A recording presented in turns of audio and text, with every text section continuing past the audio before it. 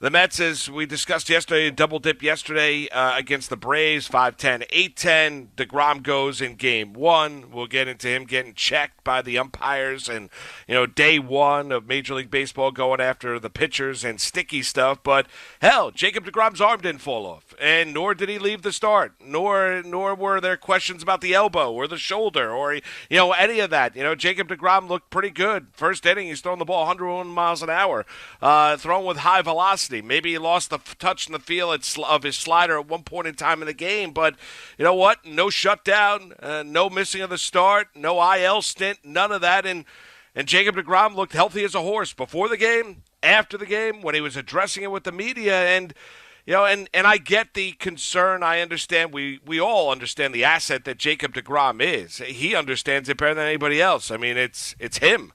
And I think the Mets understand it even more so because they have the best pitcher in all of Major League Baseball. But, it was a huge storyline going into the early game yesterday, first game of that twin bill against the Atlanta Braves. And, Jacob deGrom looked like his normal self. Dominant, throwing at high velocity, threw only 70 pitches, had the 6 strikeouts over 5 innings of work. It wasn't, swing and miss stuff left and right, but, he was very, very good as he gets his 7th win of the year. Listen, DeGrom was excellent yesterday. Excellent yesterday. And I had fears of him going into this game and having to leave the start because, quite frankly, I didn't really understand what the Mets' plan was here. And to be honest, I don't know if the Mets have a plan. And maybe I just have to be okay with that. Maybe I have to be okay as a Mets fan that we're going to live in this gray area here with Jacob deGrom for probably the rest of the season. And when I say the gray area, because even Luis Rojas said after the game, Moose, that he can't say that the next start for deGrom he's going to be a full go. They're clearly monitoring this very, very closely throughout the course of the game. It was the right time, right place, and just the right moment to take him out after the 5 innings. Totally made sense. You're only in a 7-inning game. Why push it? He didn't have the no-hitter going anymore. And, he did lose the strike zone a tiny bit for him. Tiny bit in the 3rd, a little bit in the 5th. So why not just take him out after 70 pitches? But, I don't think they really necessarily had a plan. The plan was just to monitor the situation, and I might have to just be okay with them monitoring the situation because this has all been more or less a mystery here. And if the Mets can keep deGrom healthy is one big question mark for the rest of the season. So we're just going to live on the edge here with deGrom. And you know what? He was incredible. He really has been just so his ability to make the adjustments. I mean, I know we've talked about this so much, but I don't think we're talking about it enough. I mean, they said last night, I forgot who it was, Ron or Keith, but he said, it's like he's a slow. Oh no, who said it after the game? McCann maybe was in an interview with Steve Gelbs. It's like he's got a slow motion camera in his head. He's able to understand and fix whatever he needs to fix in the middle of an at bat. Just absolutely amazing. But because unfortunately the Mets have never been, I don't think, what we'd count as a really lucky franchise here over the last couple of years, is they end up, their one pitcher goes out and maybe quiets down some question marks or, I don't want to say critics. No one was criticizing deGrom. It was more just about the plan for him and whether or not he should have had a little more rest before the start. Unfortunately, on a day when deGrom is his old self, at least for 70 pitches, you lose 3 pitchers in a day. I mean, that is a tough blow. So for as excited as I am that deGrom made it through this one and seems to be fine, and maybe we can take a little bit of a deep breath until his next start, that was a severe blow to the pitching staff. Joey Lucchesi, it's amazing how much he's come to mean to this starting rotation. This is a guy who had a over 10 ERA a month into the season, and over the last 5 starts had lowered that to a sub-2 ERA. You're talking about, Gazelman. You're talking about, just Familia, who I know is an up-and-down relationship with this fan base, but was actually pitching well. Apparently he's been pitching through a hip injury, for quite some time. So I'm happy about deGrom, Moose. You're right. The arm didn't fall off. I don't think it means anyone's in the clear, unfortunately. And to be honest, for the other yesterday part they are. of this, Maggie, we're talking about the Met fans run around like the Mets are the town idiots. And have no idea what they're doing here. So let's maybe there comes a point in time where, maybe you have to trust this regime. It might be a little bit uncomfortable.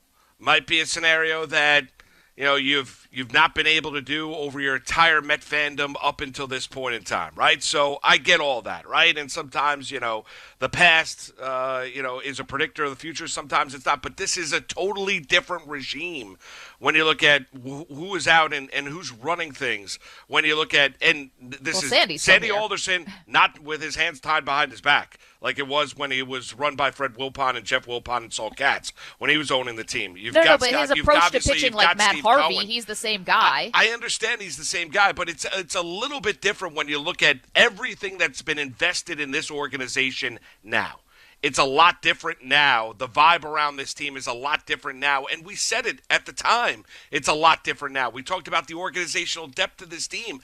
I mean, the idea that the Mets would throw Jacob deGrom into harm's way is idiotic. The idea that they would say, you know what, let's just, let's throw it up against the wall and see if it sticks and hope and pray for the best. No, I mean, if they were uncomfortable, Jacob deGrom would never have started that game yesterday against the Atlanta Braves. So I do think at some point maybe you have to, trust what the Mets are doing, their processes, their monitoring, everything that we drive me crazy about, the processes left and right. Maybe we have to trust a little bit of the Mets, especially when you're looking at this situation, especially when you're looking at this asset, especially when you're looking at the best pitcher in the world, that the Mets understand everything that we talk about on a day-in, day-out basis when Jacob deGrom makes a start, when the fans are packing Citi Field and the place is rocking because they're watching, something historic, and that is what Jacob deGrom has done here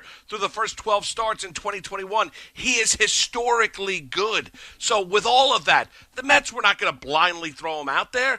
They're going to handle him with kid gloves. They've handled him with kid gloves up until this point in time. There's been constant communication between the pitcher, the manager, and the pitching coach, the manager, deGrom, and management about what's going to be allowed, pitch allotment, up, downs, amount of innings, all of that has been monitored up until this point in time. I just thought yesterday they deserved a little bit more trust than they were getting. Well, they said they went into the game with no plan about innings limits, up, downs, or pitch counts. So they really were kind of just basically kind of flying by the seat of their pants a little bit. And I can't meet you there yet, Moose, because they obviously are still concerned about deGrom because Luis Rojas wouldn't say that his next start he'd be a full go. Like, they still don't believe he's fully all the way there, yet they are rolling about every fifth day. So I can't share the optimism there with you fully, but what I think is going to end up happening is they're going to just end up splitting the baby here for as long as they can. And what I mean by that is, he'll make his starts, but, is Jacob deGrom going to pitch more than 85 pitches? For the rest of the season until they actually need to push him? Probably not. And I'm okay with that. If that's what they think can keep him healthy, then fine. He can be brilliant for shorter outings. And I know back in my day crowd will, come out in full force and why isn't everyone throwing complete games all the time? Well, you know what? This is probably not that kind of season. It's going to be historic for all the reasons that you said in terms of his ERA, the whip. I mean, everything you want to talk about with deGrom. But this maybe this is the answer. Maybe he does continue to make his starts without any extra rest, but you are not going to see Jacob deGrom more than, depending how efficient he's being on the particular day, you're not going to see him past the sixth inning most likely for probably quite some time, and I'm fine with that. I'm fine with that for a 7-inning game, for a 9-inning game, whatever it has to be. If that's a way they feel like they can split the baby and they can feel okay about that and deGrom's okay with it, then I'm okay with it. Yeah, I just don't. I don't understand why it has to be that. What's going to happen if he throws 90 pitches?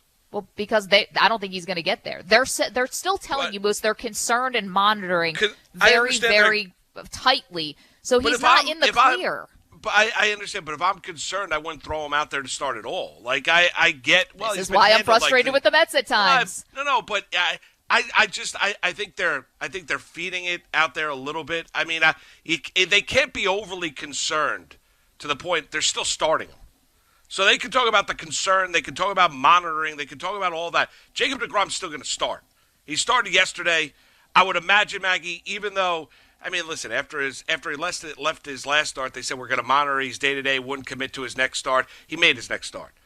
I'd be stunned if Jacob deGrom doesn't make his next start, and unless something goes completely haywire in his ramp up to his next start, in between starts, unless something goes wrong and he does get hurt, I would imagine Jacob deGrom's going to make his next start. Because if he made it after leaving 3 innings with a sore shoulder in his last one and made his start I would imagine he's going to make this one. So I can't buy into the fact that the concern level of the Mets is not at a 10.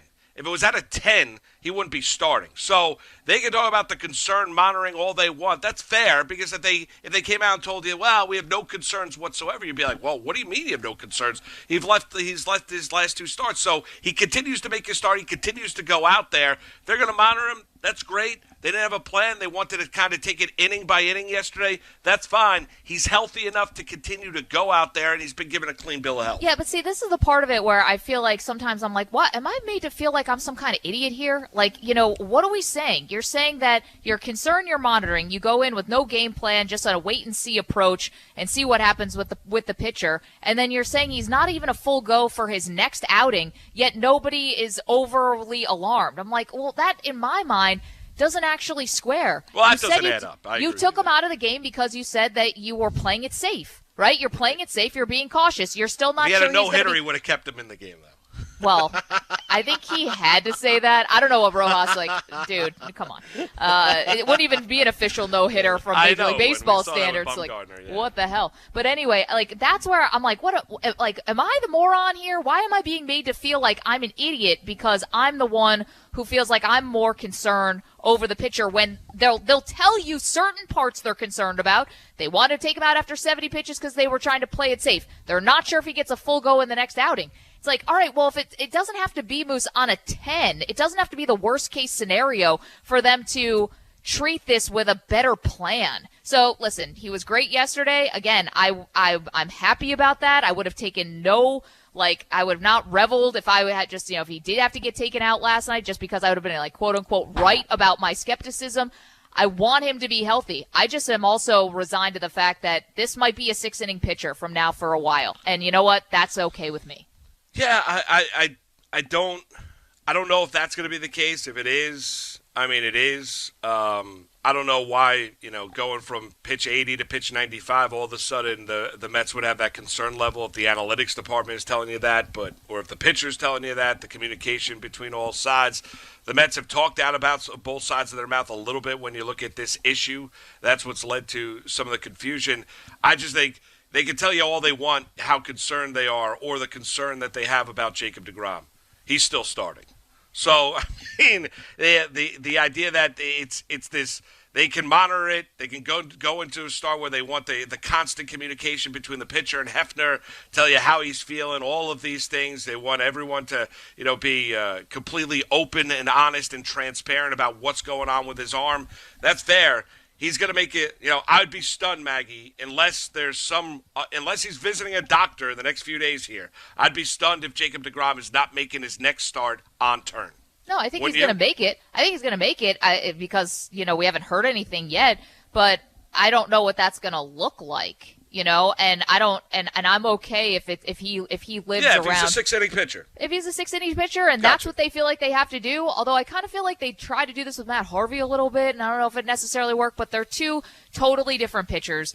And now my concern really is, because you can never just have a simple day in Mets land, and that just doesn't exist with this franchise. Is yes, okay, so maybe, you put deGrom start and you put that in the rear view, and he was excellent again. But now you look forward to, what's going to happen here when you lose a 5th starter who actually ended up becoming super important to your rotation over the last 2 months. And you also are going to be down 2 bullpen arms that you were using in Familia and high leverage situations. And Gazelman, you were hoping to be an innings eater and kind of have some bulk stuff for you. And it was the opener the other day. So it just doesn't stop here. This is going to be a super competitive, I think, trade deadline. And the Mets are going to have to be right there in the middle of it because Carrasco has a setback, because Syndergaard has a setback, because of all of it. And now with your bullpen arms and down another starter, this is not mess around time. The Mets offense has been lacking. You have 5 of the last 7 games, they've scored 2 runs or fewer, and 3 of them they were shut out. including the second game last night. So the offense, you can't expect that they're going to be able to all of a sudden pick it up. The pitching staff has been the absolute bread and butter of this team, no doubt. It took a huge hit yesterday. Even if deGrom's healthy, or whatever we're calling this, if deGrom put that in the rear view for a second, the Mets have some serious problems on their hands in terms of the rest of the staff.